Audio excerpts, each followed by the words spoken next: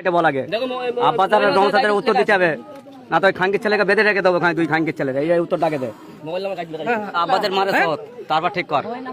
তো আমার মা আমার বাপ গাল খেয়েছে, আমি হক কথা বলি বলে তাই গাল খেয়েছে।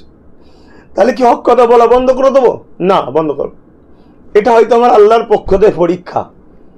হ্যাঁ, আমিও দেখেছি অনেক কষ্ট হয়েছে। কিছুদিন আগে কলকাতায় দাঁড়ি ভর্তি নিয়ে গাল দিয়েছে। গতকালকে তারা নিজেরাই গোষ্ঠীদ্বন্দ্ব করলো, আমার মা তুলে গাল দিচ্ছে।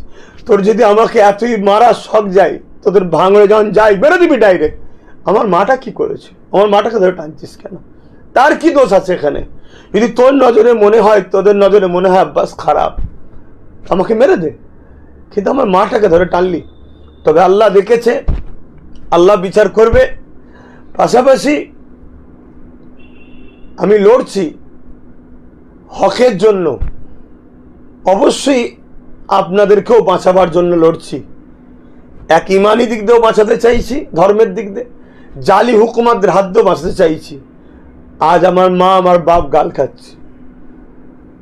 গণতান্ত্রিককে সামনে রেখে, সংবিধানকে সামনে রেখে প্রতিটা গ্রামের মানুষ ভালোবাসার বা যাদের জন্য কথা বলে, যারা মনে করেন আব্বাস সিদ্দিকী কথা বলে, কি করেন আপনারা এটাও আমার দেখার একটু দরকার। তবে সংবিধান বিরোধী, গণতন্ত্র বিরোধী কোনো কর্মকাণ্ডকে ইসলাম মানে যে দেশে বাস করব সে দেশ বিরোধী বা দেশের সংবিধান বিরোধী কোনো কর্মকাণ্ডের দিকে যাবেন, এটা ইসলামও অ্যাকসেপ্ট করে না, আমিও পছন্দ করি না। অবশ্যই আমার খুব ব্যথা লেগেছে। আমি এ বিচার আমার আল্লাহর কাছে দিয়েছি, আল্লাহ দেখেছে, আল্লাহ তিনি শুনেছেন সব, তিনি বিচার করবেন আল্লাহ। এছাড়া আমার আর কিছু বলার নেই।